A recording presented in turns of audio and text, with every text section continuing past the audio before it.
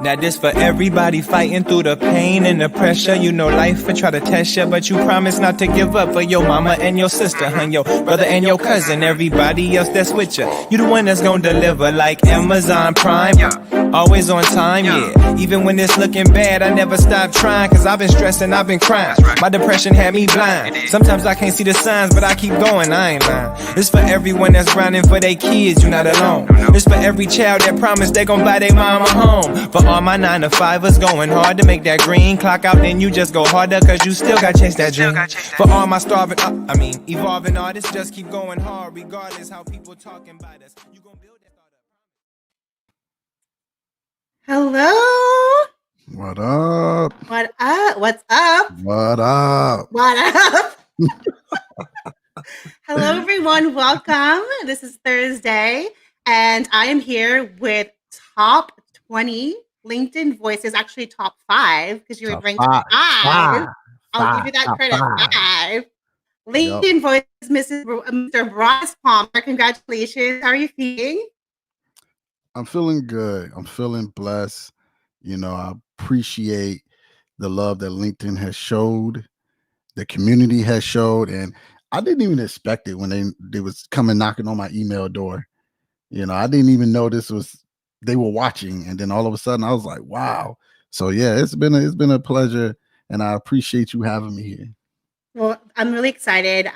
This is the first of many collaborations with me and Broadus with Level Up in Tech and Build with June. Yes. So we have some exciting partnerships in store. I recently just hosted a workshop for a few of his students for his DevOps Cloud Engineering Bootcamp. Do you want to briefly talk about that? Because this live is sponsored by Level Up in Tech.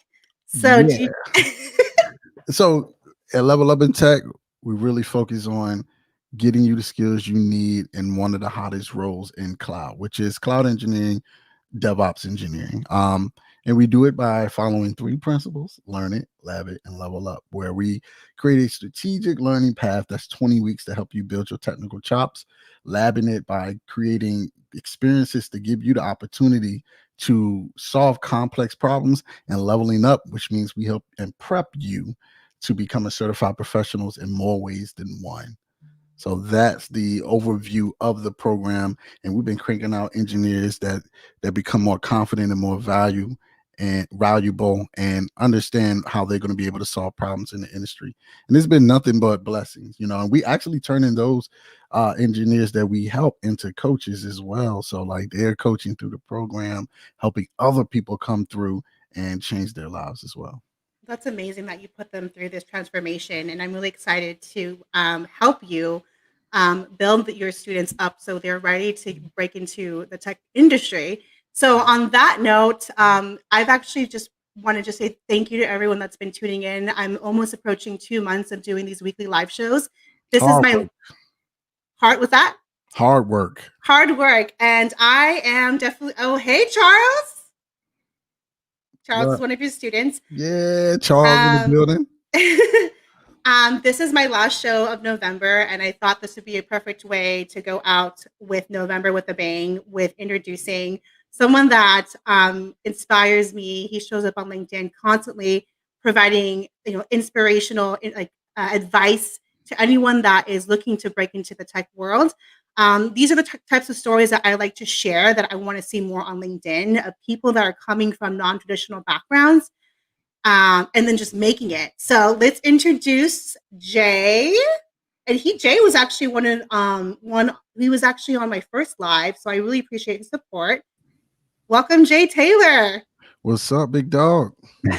Thanks for having me. Happy to be here.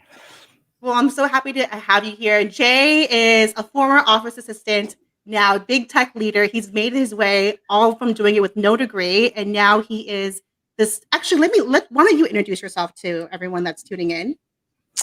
Sure. Yeah. So today I'm a staff product manager for Twitter. I just recently accepted a role there, but I've been a director at Salesforce, a senior engineering program manager for Microsoft, an engineering manager for Expedia.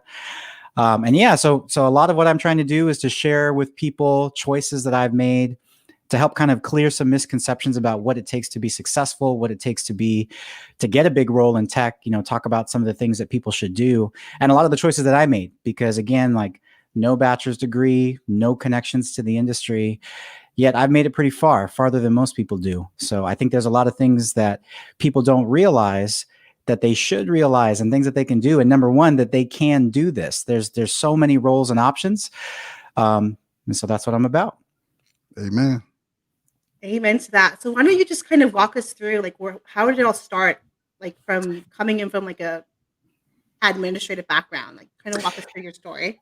Yeah, so I grew up in Olympia, Washington, which is the capital of Washington State. And I grew up in a place where everybody said work for government, because essentially that was most of the jobs down there. And so I actually was in Washington State government for about 10 years, if you can believe it.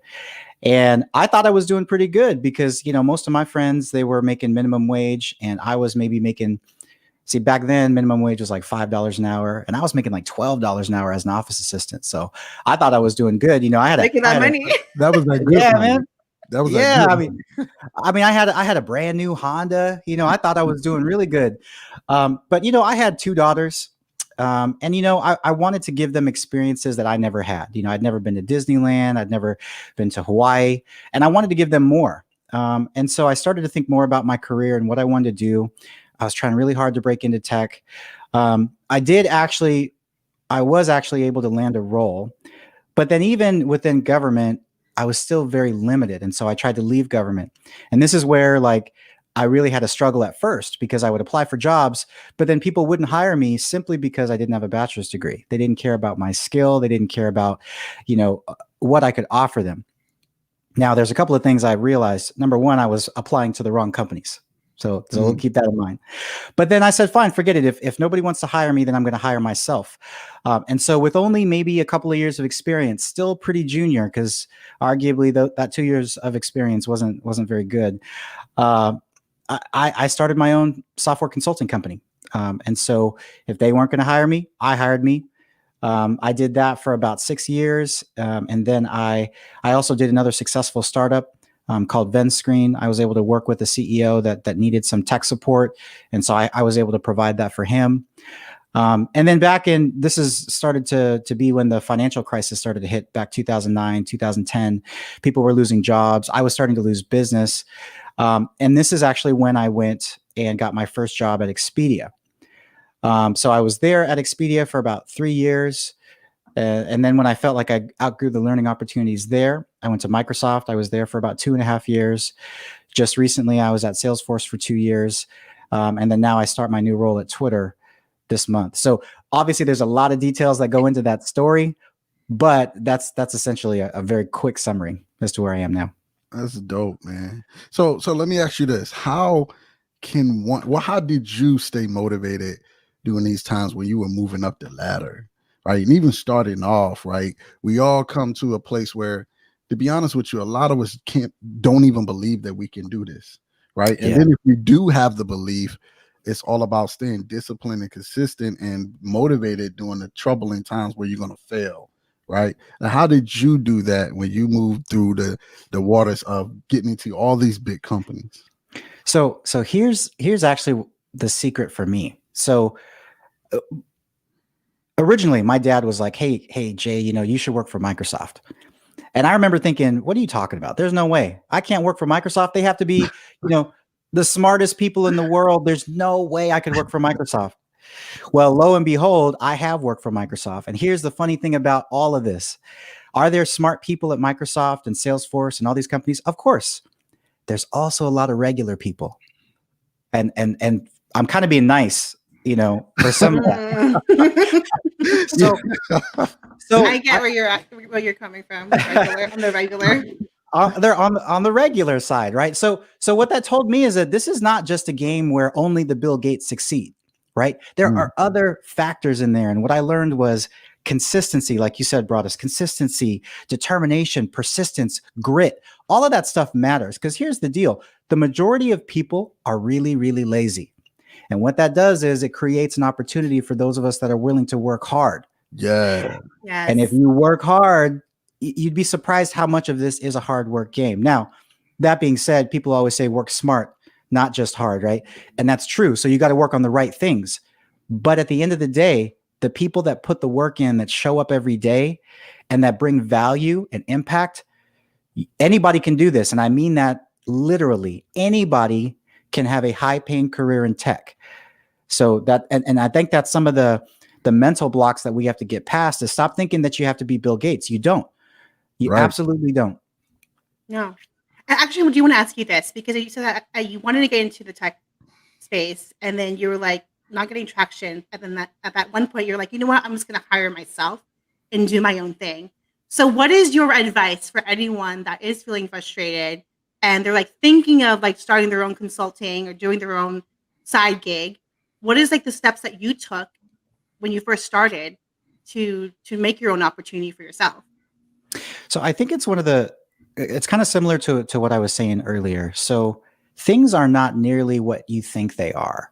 People always perceive things are more difficult than they really are. So if I tell somebody start a business, you probably start thinking, oh man, how do I build Microsoft?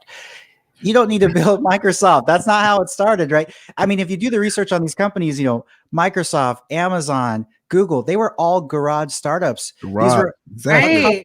a couple of folks that were in their garage with one computer, just hustling and working hard every day. Yep. And a vision.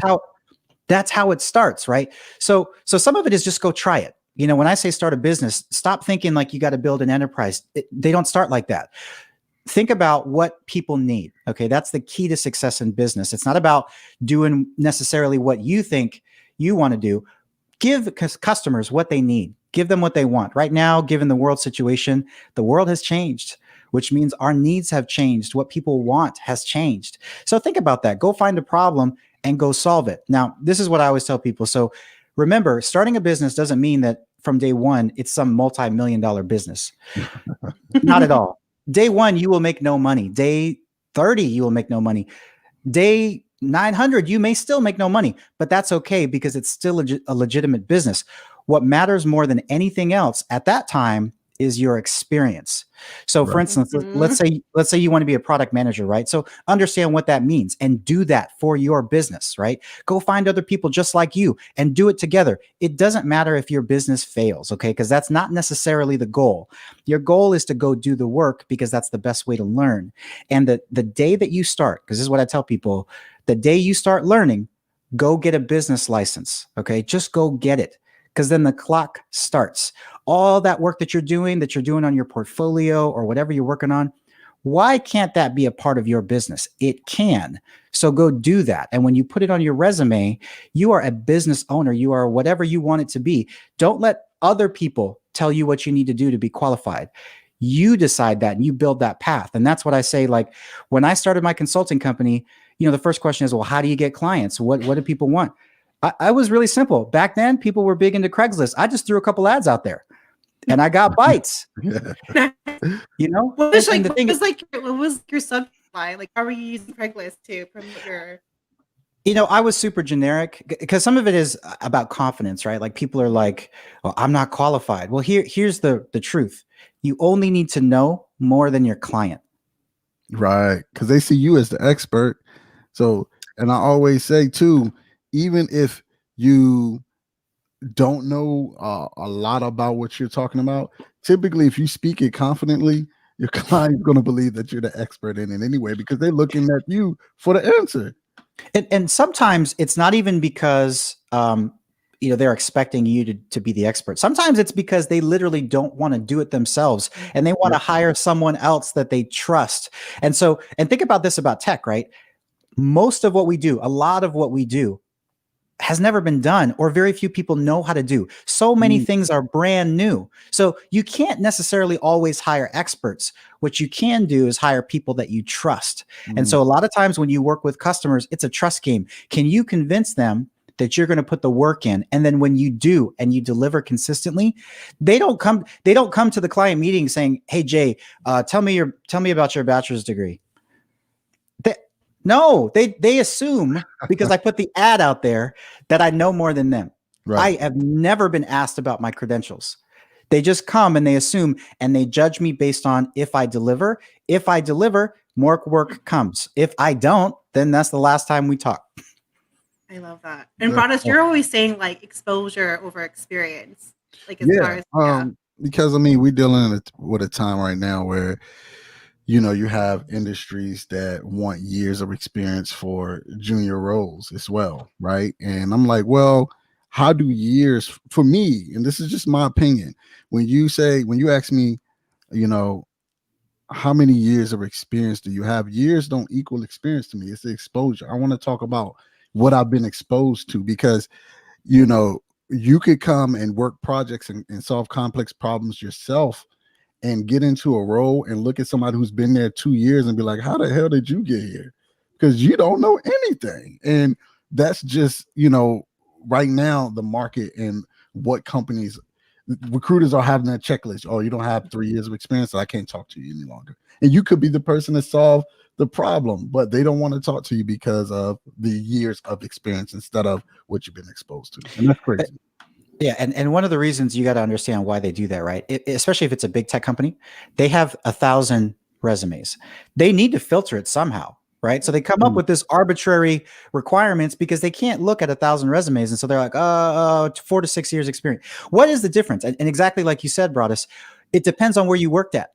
Because 2 years experience at Microsoft is going to be very different than 2 years experience at, you know, mom and pop shop. It's going to be different. Not necessarily good or bad, but it's going to be different. So it's just a filter criteria. But at the end of the day, you know, I've been a hiring manager for all these big tech companies I've worked for. We're looking for people we can trust, that day one, they can start and do their best work and make an impact. That's it. How do you measure that? Well, that's really hard to do. So even when you see job descriptions that are very, very specific, the reality is a lot of those aren't even concrete, because as a hiring manager, have I found somebody that didn't meet the requirements and went back and changed my job description? Yeah, I've done that many times. That's awesome, man. So what can, and this is a question that's kind of going off the grid, what can juniors do that, say, if they come to you and you're the hiring manager, is it more a display of their exposure and really talking about what they can do confidently, or is there any qualities you're looking for? So tell me the qualities that you're looking for in juniors if you were to hire juniors for certain roles in, let's say, Twitter. Right. So for me, number one quality is work ethic. Passion matters so much, because let's say you hire somebody that isn't an expert. Okay. And especially as a junior role, they're probably not. Now, so there's two things I'm looking for.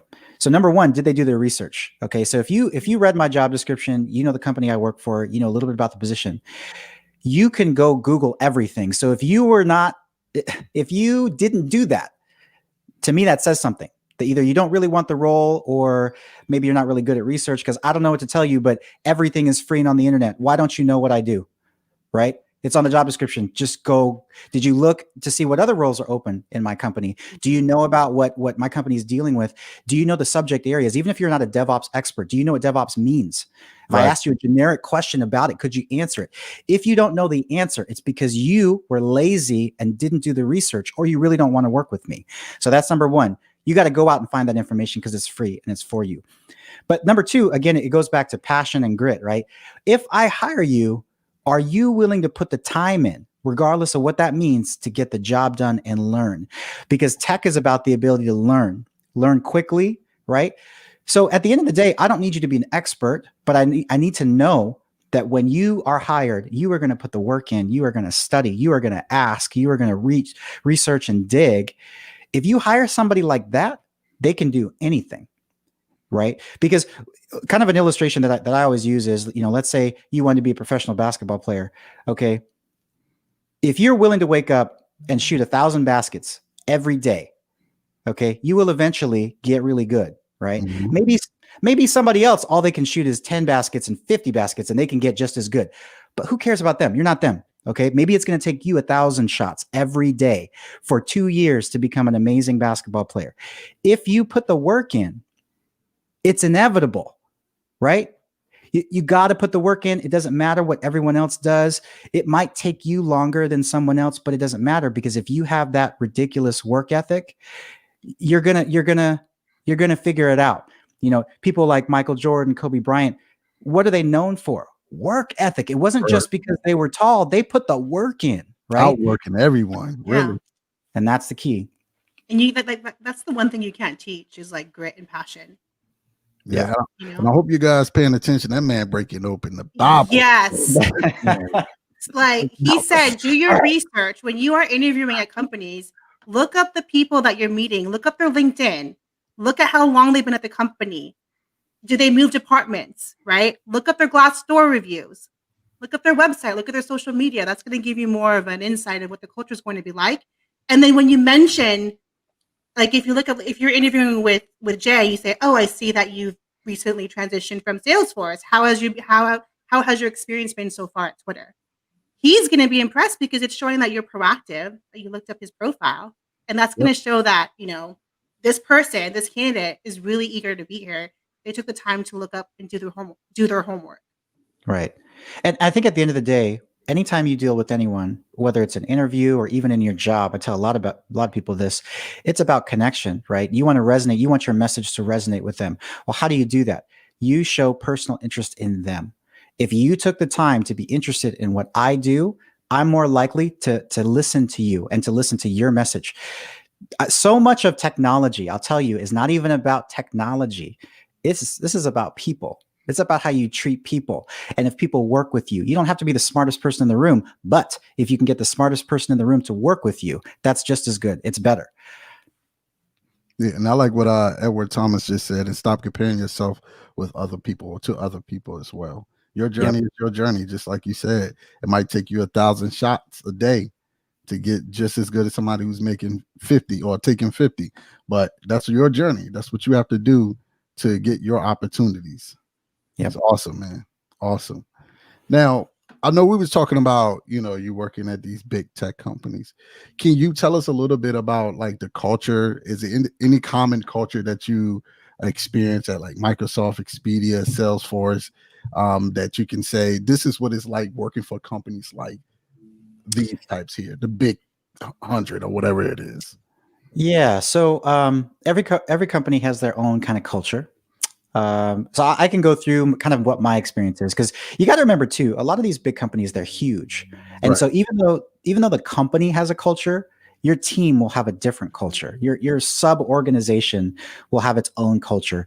So it's really difficult to say if a company has good or bad culture, because it really depends on really who your manager is. Your manager has a big impact on how much you like your job. And I'll emphasize that, because even if you love your company, but you and your manager don't get along, you may not like your job still. Right.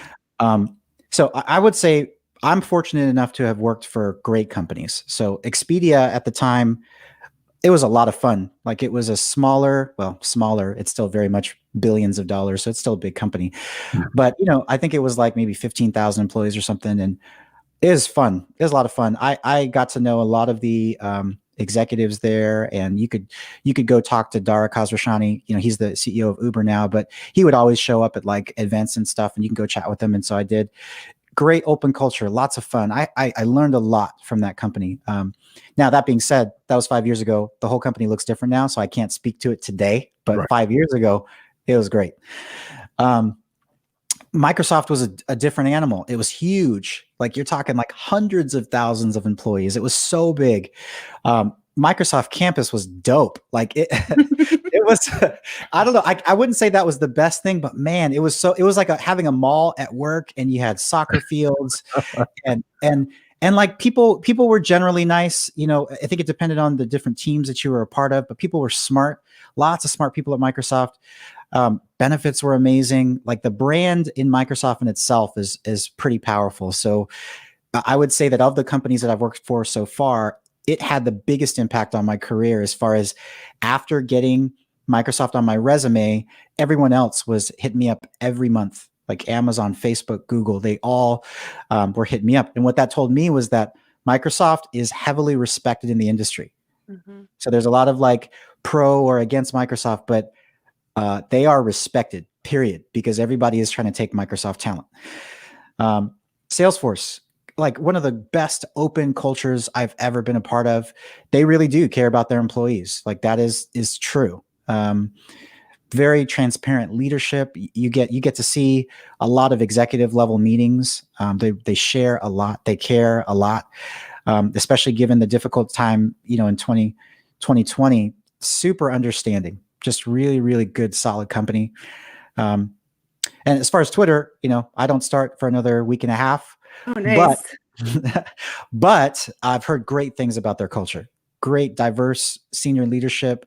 And so, that's a big reason why I was kind of drawn to them. So I'm excited. I got a couple of friends that work there that they love it. So I think big tech has a lot to offer. Like it's really, many of the companies have really, really good, positive, flexible cultures. Totally worth trying to get your foot in the door for sure. And on that note, I do want to ask you, because so your first role in tech was Expedia, right? Yep. So without any connections, how did you build that opportunity or create the opportunity to actually interview with them? So here's the secret. Okay. Because here it comes. Take some notes. A lot of people don't know this, but it's true. So in my experience, the easiest way to get into tech is to take a contract role. Because here's a couple of reasons why that's true. Let's say you wanted to take a temp role at Microsoft. How do you go find that role? You can go to careers.microsoft.com or whatever that is. They're not listed there. How do you even know about the temp roles, right? Mm-hmm. So a lot of big tech companies use staffing agencies to do that. So basically a staffing agency contacted me and said, hey, you look like you'd be a good fit for this role. And it was a temp role. It was only like a 3-month role, contract role. Here's the thing about that though, right? Some of that is about timing. These temp and staffing companies, they need to hire quick because that's how they get paid. They don't have time to spend 3 months in a 3-month interview process with you because the contract is only 3 months. Right. So some of it is about timing. If you happen to be in the right place at the right time, you know enough people, you connect with people, you can have an opportunity to go get a temp job. Now, here's what's cool about that. So I took all my experience that I did as an entrepreneur and I talked about that during my interview as a temp. Now, the reality is this is a temp role. So the bar is really low. They're like, they didn't actually say this to me, but I'm sure in their mind they're thinking, if Jay's trash, we only, we just let him go, or it's only 3 months, right? Yeah. Right. So it's different than when you do like a full-time role and they are like committing to you for life. So it is like a 2-month process. Sometimes they're going to be a lot more rigorous, but with temp roles, they're just not, because if you don't work out, that, it's not a big deal. Now, but when you get a temp role, work your butt off. All right. This is your opportunity to network inside the company and show them that you are worth keeping. Okay. And that's what I did. I was hired for a 3-month contract and I knew a bunch about analytics and dashboards and stuff, but they wanted me to build some dashboards for them. I was supposed to do it in 3 months. I did in 2 weeks. Now, why did I do it in 2 weeks? Because I had to prove a point. Okay. Mm-hmm. I can do that. I had never used this technology before, but I did it in 2 weeks. And then when I was done, I didn't say, hey, boss, what do you want me to do? I had already started networking and looking around. And I said, hey, I could probably do this, this, and this. Can I do this? And so all my boss had to say was, yeah, of course. Because now I'm on free time because I already finished what he wanted, right? So that's what I did. I got a reputation. And then another hiring manager who saw the work I was doing gave me an opportunity and offered me a role and actually let me write my own job description, because she was not interested necessarily in me filling a role. She was interested in me. So to me, networking, taking those opportunities, if you have an opportunity, show them your work ethic, right? Because this is what's always true. It's never true, actually, I should say it the other way. It's never true that they don't have money. I don't care what they tell you. That's not true. They have a budget. This is a prioritization conversation. You're just not top of the list. So how do you get yourself more important so they're willing to pay for you first versus do something else, right? So if they really want you, they will find budget. They will find money for you, okay? So keep that in mind. If you're a rock star and they can see that, are they really going to let you go? Right. Mm-hmm. No. Awesome. I love that. Yeah, I love that you treated that experience like as an interview, as like a way to prove yourself. Yes. And then because I started my career as a contractor too, But I do, Broadus, did you want to say something? No, I was gonna just go off on LinkedIn real quick. I don't know, and correct me if I'm wrong, brother, but I don't know if people know. I think your first video ended up going viral. The first one that you ever put on LinkedIn ever. And then I look at it now, it's like almost like at 10,000 likes itself, with probably, you have the views, but probably over 100,000 something views. That would be 170,000 views. Broadus, My goodness. Give him his number. I'm going to post. Yeah, that man is his first video. Oh no, it's 170,756 views. First video. So I didn't know that brought. I'm going to put this in the comments. I know they brought opportunities and people trying to network with you, right? So let's say somebody who's just like you or coming in and they never posted content, never really used LinkedIn, and they're on this call. What advice on networking and using LinkedIn you would give them to gain opportunities and mentorships? Man, I tell you it. So the reason I want to give a shout out to Growth Academy and Shanae. Yep. Because she brought us together. Yep. So she's the one that told me to do it. She had a challenge. She's like, 3 videos. Everybody do 3 videos. And I'm like, oh, because everybody, you feel kind of weird, right? Like I was like, oh, can I do this? So I did it because, she was pushing us to do that. And so I did it. So quick shout out to her. And I tell you, am I glad? So it was so great. So even Ryan, the CEO of LinkedIn, even commented on it. So I got to kind of chat with him, which was very cool. Right. And I got thousands of connections. And actually, I would say I got at least 2 or 3 companies that were coming at me for jobs because of that. And what that kind of taught me is that LinkedIn is such a powerful tool, because here's the thing about resumes and even the interview process. A lot of the stuff I talk about, grit, passion, consistency, can you see that on a resume? That's really hard to see, because if you look on a resume, everybody's proficient at JavaScript, everybody's detail oriented. Okay, right? Like, how do you really know this person? Man, LinkedIn is how you do it. Show yourself, show them who you are, tell them what you think about, because if somebody's really interested in you, they're going to look at your profile. They're going to look through everything you comment. They're going to look through the posts that you make. And the reality is not a lot of people post. They really don't. So do that. Tell the business world what you're all about, and people will hit you up because of it. And they have for me. Like, fortunately, even with my situation with Twitter, it was not just Twitter. Microsoft hit me up too. And I was in a very great position to negotiate and figure out where I wanted to go. And it wasn't because I was out applying. They came and found me. And I've even found myself, because of that experience in general, when I see people, especially junior engineers and junior people in tech, talk about their struggle, I'll pull them in and I'll have conversations with them. And like, let's talk about it. I had a gentleman online the other day who was kind of down because he couldn't get hired. And I'm just like, let me try to encourage this guy, because he's doing the right things. Like, I see he's putting the work in, and it's just a matter of time. But LinkedIn is such a powerful tool to get connections, to meet people, to show who you are. So I think more and more people need to do that for sure. I agree. I think it's only 1% of people on LinkedIn are producing content.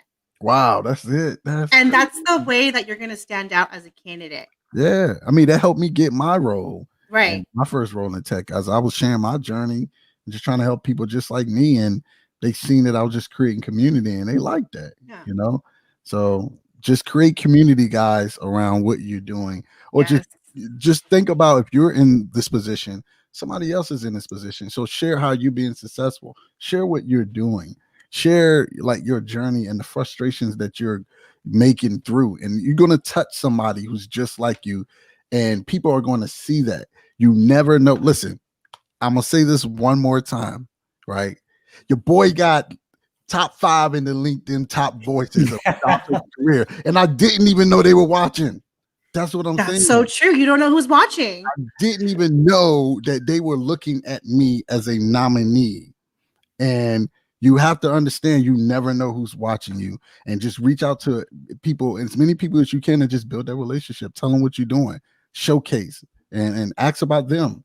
To serve. See how you can serve them as well. So yeah, sorry to talk everyone. That's okay. Jay, no, I love that. Jay, I have a question from Elsa. Jimenez, she says, I'm a first-gen recent grad major in cognitive science and sociology and aspiring product manager. What are some certifications or general advice I could work on to stand out from more experienced applicants? So, so cognitive science, I'm assuming you're talking about like AI and machine learning kind of stuff. So, honestly, when it comes to certifications or even the type of education that you get, I always tell people cloud technologies, right? Like Broadus obviously will echo this, but everything is cloud. Every company I go to is talking about cloud. It's not just a technical conversation. It's a business acceleration conversation. Businesses want to move fast. They want to be agile and nimble, and they have to be whether they want to or not. So anything you can learn in that space, I think is valuable, especially if you're thinking data science. Amazon Web Services, Google Cloud Platform, Azure, they all have cognitive services that you can learn about and certifications around that. So I would always highly recommend cloud computing services. But at the end of the day, like, I'm going to stress this, like a lot of people that are brand new, even in those entry-level roles, remember they want you to have 1 or 2 years experience. Then go get it. Go get a business license. Decide on some cognitive project that you want to work on and start it today. Your experience clock starts when you get that license, right? Work on it with the idea and purpose to launch it. And if nobody comes to your website, that's okay. Doesn't matter. Your work is still real. You still did it, right? And serve as a product manager in that role. Do what they do. Find some devs that want to build the engineering portion. There's a lot of places that you can find them, even on LinkedIn. MentorMesh.io, my community. There's a lot of devs there that would probably work with you, right? Go do the work as you learn. Okay, you do this for a while, and you're building onto your resume. It's not just about applying and waiting for somebody to give you a job. Keep your experience going. That's what I would tell you to do. Keep working. Yeah. Hold on 1 second. Mark says, Jay, what if you don't currently have a product or service? As in, I'm a good writer and I know tech, but I have a full-time job. I'm doing daily posts, videos, etc. So I guess my question would be, what do you want to do? Right. So what kind of role do you want? Because it kind of goes back to building a team. So if you have a certain role that you want to do that role and find other people that are willing to do the other roles. Right. So if you're a good writer and you want to do marketing, I'm not sure if it's marketing or if it's product. Right. And even to address your original question, what if you don't have a product? Then make one. You can make one. Right. Like, don't think that your idea has to be this first time anyone's ever thought of it, brand new, most innovative product.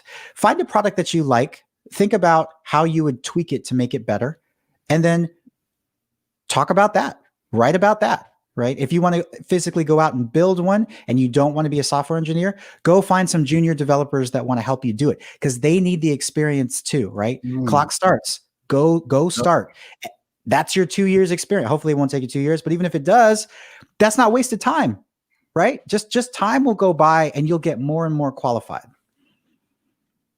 No, Breaking absolutely. out the Bible once again. Yes. I hope y'all taking Take notes. some notes, please. This is if you're watching the replay, watch it again. Let them take But notes. I mean, that's what I want to piggyback on that. That's what I did. I didn't know I wanted to start a business during COVID, but I just started sharing what I know and what I'm passionate about. And then I was like, you know what? I'm just going to turn this into a business.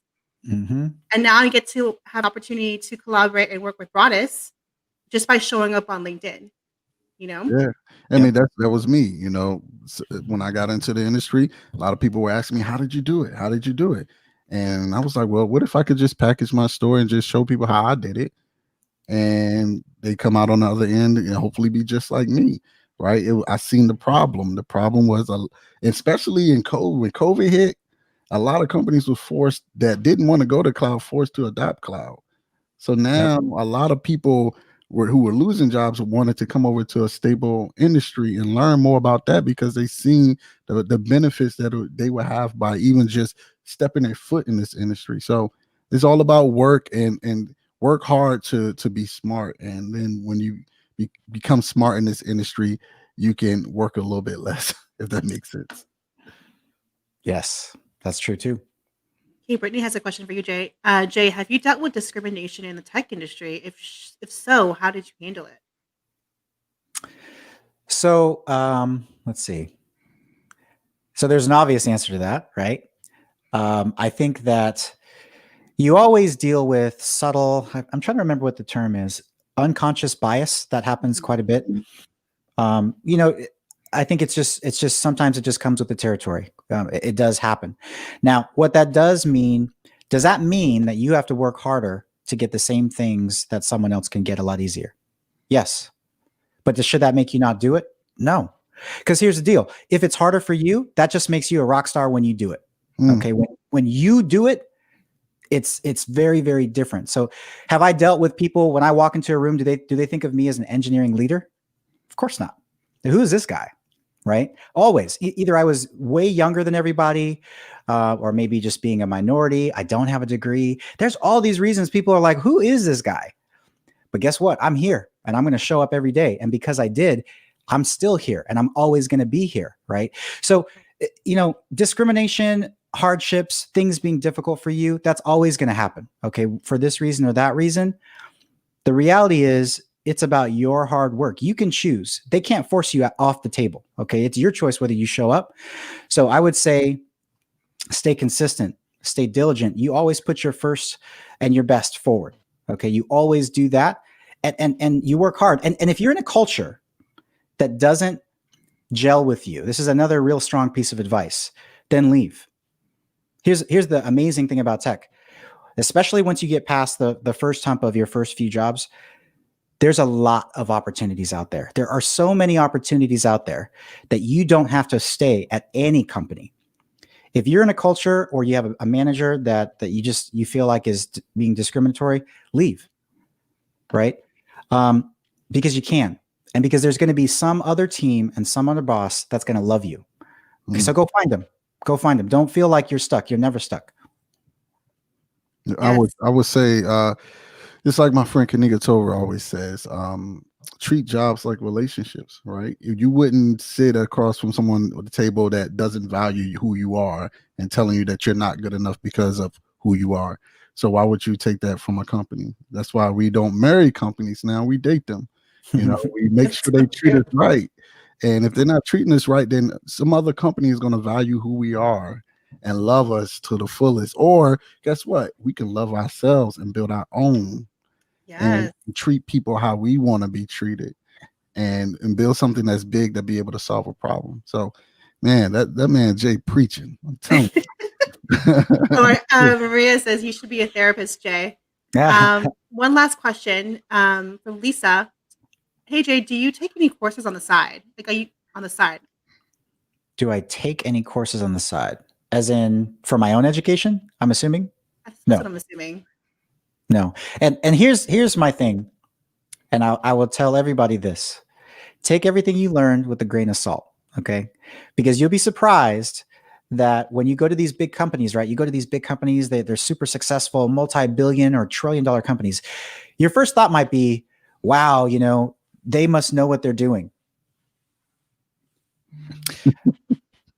So what I will tell you is that yes, sometimes they do, but a lot of times you got to remember tech is brand new. So they have to constantly evolve what they're doing and change what they're doing and learn again and figure it out. So you'll go to these companies and they don't necessarily know exactly what they need you to do either. So I always talk about having an entrepreneurial mindset because it's not any different when you go work for a big tech company. With every job I've had to be a builder. I've had to build things that were brand new or new services or try to figure out how to do something, right? Mm-hmm. Like even when I joined my role at Twitter, I'm not going to have a handbook. They're not going to tell me, here's exactly what you need to do. I got to go figure it out. I got to go talk to people. I got to figure out what's most important. I got to prioritize what makes sense, right? So be a builder, be entrepreneurial in the way that you think, you know, and that's going to be the key. Awesome, man. Awesome. Thank you, Jay. Yes. Like this I keep saying it, man. This man is preaching. I hope y'all paying attention. And I see in the comments now you touching people, man. Like they really feel great about what you're saying. And I think they'll be able to take the value away from this call and just apply it, period. And that's awesome. Yes. Lastly, before we have Broadus perform. Oh, geez. Jay, what inspired you to start Mentor Mesh? It's like you're very passionate about mentoring and helping others succeed in their careers. Yeah. So actually, it was because I hit a milestone this year. So I've been in tech for over 15 years now. And I was thinking about what do I want to do for the next 15 years? And I've always kind of naturally tried to, convince all of my friends and everyone around me that they should join tech because as the world is going through a difficult time and people are getting laid off, I'm doing better than I did last year. And next year I'll do better than I did this year. And I got more opportunities. And I see all my friends, some of them just struggling, trying to figure it out. And I'm just like, no, no, no, no. You got to remember tech is equal to business now. It's the same thing. It's the same thing. So if you run a business, you have tech one way or another. That includes, design, marketing, all these. There are so many opportunities out there. And when I think about the next half of my career, I really want to tell people this, like all these people that are in these admin jobs, like I was doing, that were waitresses, that all think they would never be able to have a job in tech. That's not true at all. I think I'm a relatively intelligent person, but I'm not a rocket scientist, not even close. Okay. I am average. And not only did I do it, I did it at some of the highest levels. Okay. So all those people out there that are transitioning because of the situation that we're in, you absolutely, if you put the work in, can have a high paying job in tech, period. And I feel like people need to hear that. And I would be so happy. I want to tell stories about dozens and hundreds of people that I've helped to realize that and do what I did. Because, at this point, my family's taken care of, right? Like I don't need to worry about, anything financially for them. I want other people to come meet me where I am because they can. So that's a big reason why I did mentormesh.io. Well, thank you so much for what you do for this community. And Yes, sir. I don't know how you do everything, but okay, Broadus. Hey, so she want me to rap. She want me to. You know what? I will say the first time I saw you on LinkedIn, it was one of your videos, and I was like, I'm like, this guy. Okay, so we need to you got to show me how to make a music video. I want a music video. Hey, listen, we can do it, man. Look, so she want me to tell y'all my story in a little rap. So this is my story. I'm trying to take over the internet. I'm building up my skills while you sitting back, kicking the door like, give me that. Resume a match like it's pity pat. Whoa, yeah, I got the skills. Go and give me that role. And I'm certified. Yeah, you know that I'm a pro. Look in my eyes. You can see the passion. Straight to the bank. They can see me laughing. Yeah. You know I'm a beast. I've been working on these projects, so you know I'm going to eat. Empty chair at the table, so just give me a seat. Next year, LinkedIn, I'm going to be top 3. Whew. They done took off the leash. I was scared at first. I thought they were smarter than me, but they ain't seen there. Now they're coming harder than me. Trying to take my spots and be ready to spar with the beast. Woo! I ain't worried about the job description. I'm Michael Jordan and I'm Scottie Pippen. So if I talk up all my skills, then you better listen. I've been working in that boot camp, whipping in the kitchen. I've been working in that boot camp. Yeah, I got a mission. Got to turn on whole condition for a better mission. Oh man. So, yeah, I can go look. She wanted the bars. She got the bars though. So it is. Oh my God, that was amazing. Hey, that's gonna be your second music video, I hope. Yeah, nice. Look, the video's coming. So just give me some time. I got some songs coming for y'all. All right. Thank you guys for tuning in. Thank you so much, Jay, for spending the afternoon with us. Appreciate you, big dog. Thank you so much, man. Yeah, I shared Jay's link in the comments, so please connect with him. And yes, hi, Taurus. Thanks for tuning. We are wrapping it up, and you guys have a great rest of your afternoon. Bye. See ya. All right.